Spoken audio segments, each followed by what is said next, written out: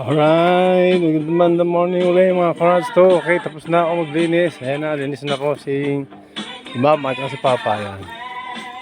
Ayan Kanina, napakadamo nito. Kabalumbon yung damo. Ganyan Ayan tulad yung nicho na yan. Ayan, ganyan yung kanina. Ngayon, linis ko na pati yung harapan ng kulay green yan.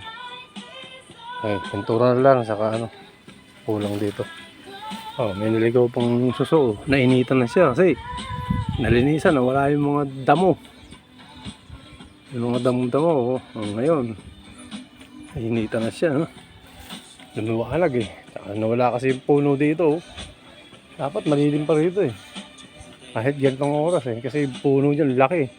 Ayan pala, sabi nung manong kanina, talagang nabuwal tapos pinatanggal kasi madudurog tong kilapido. Kilapido yan ganyan din tsura nito kanina mas grabe pa dyan, talagang ganyan damo tinambakol tapos nilinis ko tong loob.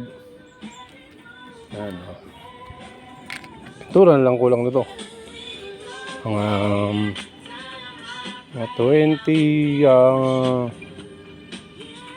27 27. Ayan.